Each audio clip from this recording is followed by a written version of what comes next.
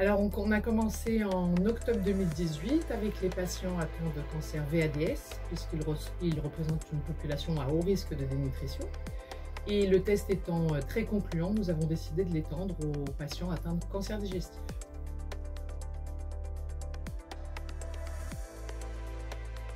Alors, ce dépistage, il est fait dès l'annonce du diagnostic à domicile. Et il va permettre d'avoir un bilan initial nutritionnel. Si ce bilan est plutôt bon, il va servir de référence pour les évaluations au cours du parcours de soins et tout fléchissement d'un paramètre nutritionnel va nous indiquer de mettre en place une prise en charge adaptée pour limiter les effets délétères de la dénutrition.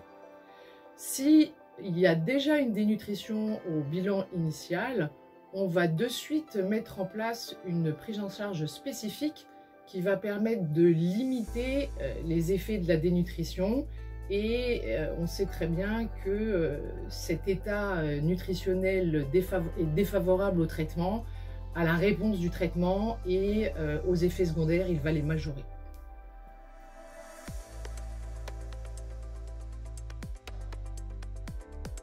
Un lien hôpital-ville est immédiatement établi, le patient est rassuré, le suivi, la réactivité de ces prises en charge rassure aussi les oncologues qui voient leur traitement optimisé et les effets secondaires minimisés. Alors on peut dire que rassurance, efficacité, qualité de vie, des bénéfices pour tous.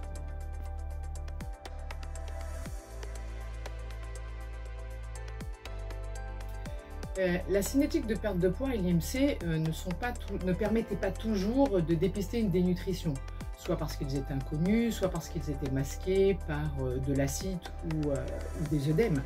Donc l'intégration des paramètres musculaires comme la force musculaire ou la masse musculaire sont pertinents car ils sont indépendants du poids, donc plus fiables.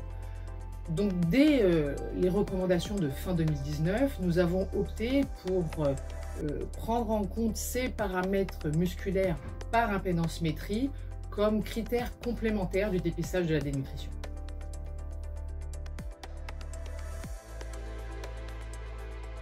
Les diététiciennes d'Elivie sont les seuls de nos prestataires à proposer ce dépistage précoce de la dénutrition avec une visite complète à domicile faisant intervenir tous les outils recommandés par l'HAS.